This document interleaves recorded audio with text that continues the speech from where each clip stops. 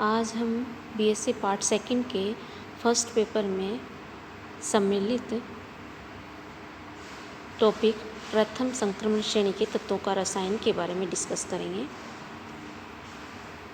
वे सारे तत्व संक्रमण तत्व कहलाते हैं जिनके परमाणु अथवा आयन के इलेक्ट्रॉनिक विन्यास में डी कक्षक में अपूर्ण हो, अर्थात संक्रमण तत्वों में इलेक्ट्रॉन डी ऑर्बिटल में 1 से लेकर 10 तक भरे जाते हैं। फर्स्ट ट्रांजिशन सीरीज स्कैंडियम से जिंक तक होती है, सेकंड ट्रांजिशन सीरीज यट्रिबियम से कैडमियम तक and third transition series lanthanum से मरकरी तक होती है। फोर्थ ट्रांजिशन सीरीज अभी इनकम्प्लीट है।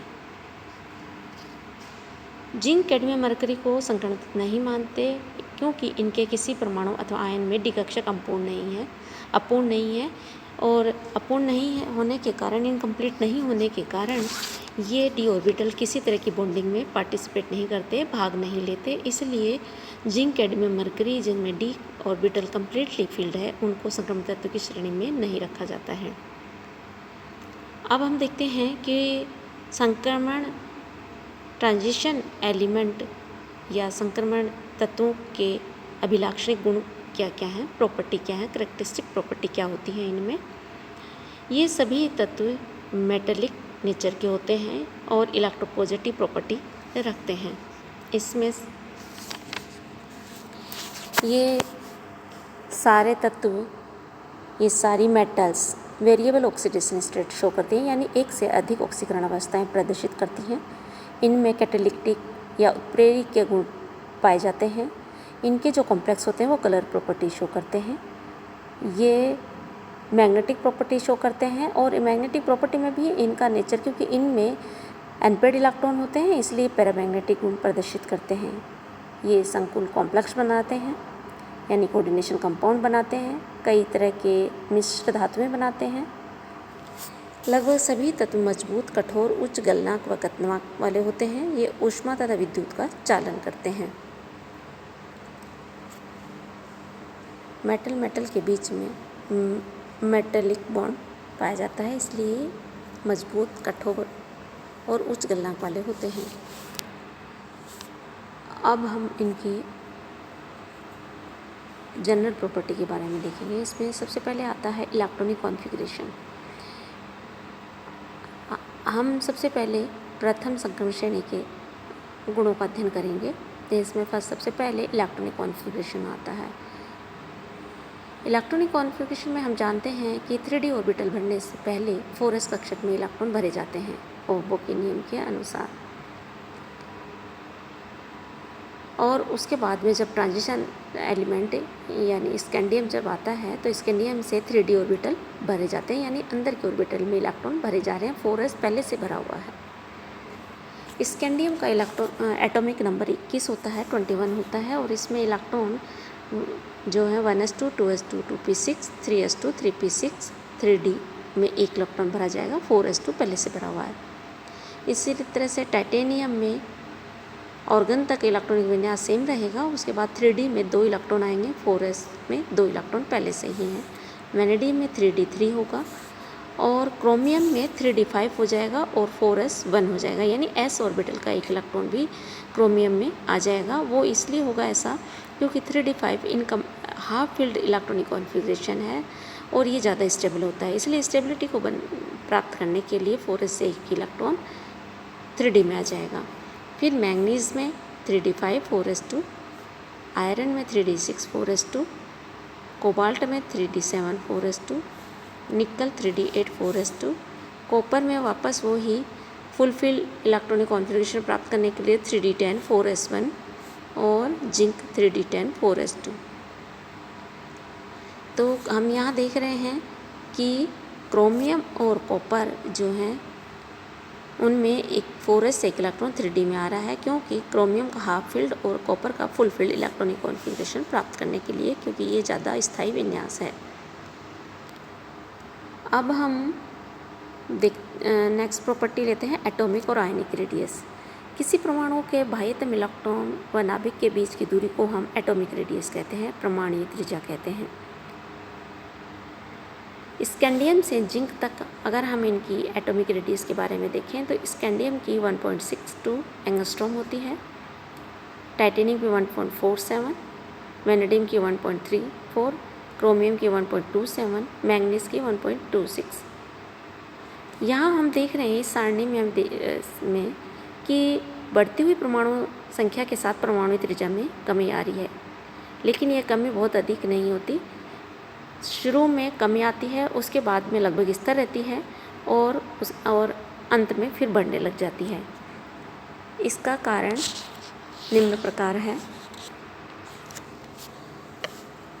किसी भी परमाणु की त्रिज्या या आकार दो कारकों पर निर्भर करती है। पहला बाह्य इलेक्ट्रॉन व नाभिक के मध्य आकर्षण और दूसरा परिरक्षण प्रभाव। बाह्य इलेक्ट्रॉन व नाभिक के मध्य आकर्षण यानी संयोजकता या बाह्यतम परिधि वाले इलेक्ट्रॉन कितनी तीव्र आकर्षण बल द्वारा नाभिक से बंधे हुए रहते हैं, इससे परमाणु का आकार का निर्धारण किया जाता है। नाभिक जितने तीव्र आकर्षण बल से परिधि के इलेक्ट्रॉन को आकर्षित कर रहेगा, परमाणु का आकार उतना ही छोटा होगा और नाभिक का आकर्षण बल उसमें उपस्थित प्रोटॉनों की संख्या पर निर्भर करता है। अतः यदि प्रमुख क्वांटम संख्या समान है और बाह्यतम कोश भी वही है तो परमाणु संख्या बढ़ने के साथ नाभिक में प्रोटॉनों की संख्या बढ़ेगी, जिससे उनमें आकर्षण बढ़ेगा, फलस्वरूप परमाणु आकार कम होगा। और यही कारण है कि एक आवृत्त में हम बाएं से दाएं जाते हैं तो परमाणुओं के आकार में कमी आती है। नेक्स्ट आता है शील्डिंग इफेक्ट, परिरक्षण प्रभाव। बाह्यतम या संयोजकता परिधि वाले इलेक्ट्रॉन व नाभिक के बीच में कितने इलेक्ट्रॉन हैं? नाभिक व बाह्यतम इलेक्ट्रॉनों के बीच में जो इलेक्ट्रॉन होते हैं वे ऋणावेशित होने के कारण बाह्यतम इलेक्ट्रॉनों को प्रतिकर्षित करते हैं, जिससे आकार बढ़ता है।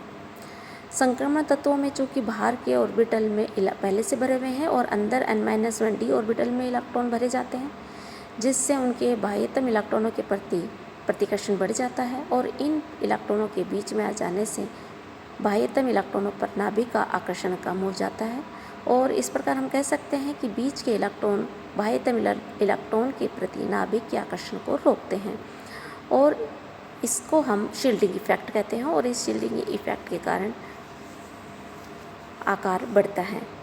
संक्रमण श्रेणी के प्रारंभिक तत्वों में डी इलेक्ट्रॉनों की संख्या कम होने के कारण परिरक्षण प्रभाव प्रभावी नहीं होता है और परमाणु क्रमांक बढ़ने के साथ नाभिक के आकर्षण बढ़ जाता है, जिससे आकार में कमी आती है। संक्रमण श्रेणी के अंतिम तत्वों में डी इलेक्ट्रॉनों की संख्या अधिक होने से नाभिक के आकर्षण की तुलना में शील्डिंग इफेक्ट प्रभावी हो जाता है और परमाणु त्रिज्या में वृद्धि होती है। बीच के तत्वों में दोनों के विपरीत प्रभाव एक दूसरे को संतुलित कर देते हैं, इसलिए परमाणु त्रिज्या लगभग स्थिर रहती है। किसी आयन के बाह्यतम इलेक्ट्रॉन व नाभिक के बीच की दूरी को आयनिक त्रिज्या कहते हैं। यदि कोई धात्विक परमाणु अथवा परमाणु एक या अधिक इलेक्ट्रॉनों को त्याग कर धनायन बनाता है, संक्रमण धातुओं में अधिकांशतः n-1d ऑर्बिटल और ns2 में 1 या 2 इलेक्ट्रॉन होते हैं। अतः अधिकांश धातुओं की +2 ऑक्सीकरण अवस्था के साथ साथ +3 +4 +7 तक ऑक्सीडेशन स्टेट पाई जाती हैं।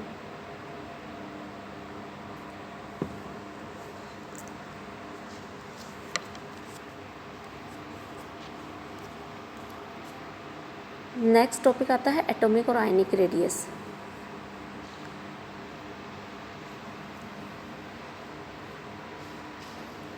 प्रथम संक्रमण श्रेणी के तत्वों में हम देखते हैं कि स्कैंडियम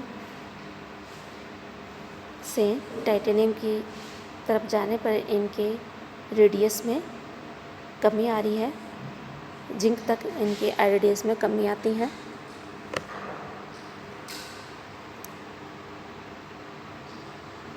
लेकिन यह कमी बहुत अधिक नहीं है, बीच के तत्वों में तो लगभग स्थिर ही रहती है, अंत में बढ़ने लगती है। इसका कारण है कि किसी परमाणु की त्रिज्या या आकार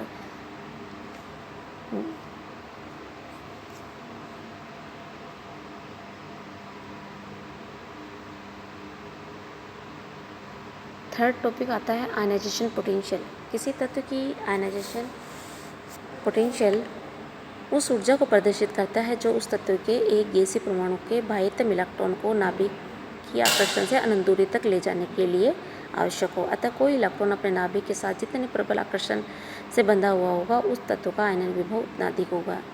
एक आवृत्त में जब हम बाएं से दाएं चलते हैं तो तत्वों के आकार में कमी आती है और आकार के कम होने से इलेक्ट्रॉन नाभिक के निकट आ जाते हैं, जिससे नाभिक से दूर ले जाने के लिए अधिक ऊर्जा की आवश्यकता पड़ती है। यहाँ हम सारणी में देख पा रहे हैं कि स्कैंडियम से जिंक तक उनके आयनाइजेशन पोटेंशियल की वैल्यू बढ़ रही है।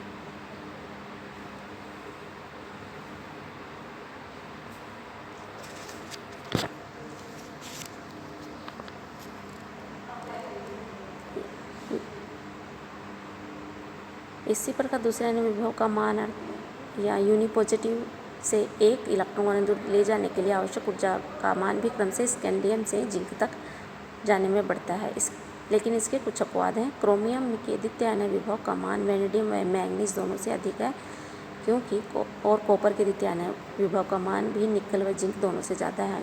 इन दोनों अपवादों का कारण भी हाफ फील्ड और फुल फील्ड ऑर्बिटल्स की स्थायित्व है। एक धनावेशित क्रोमियम का विन्यास 3d5 है, अर्थात 3d कक्षक अर्धपूर्ण हाफ भरा हुआ है। इसी प्रकार कॉपर के एक धनावेशित आयन का विन्यास 3d10 है, अर्थात 3d ऑर्बिटल पूर्ण रूप से भरा हुआ है।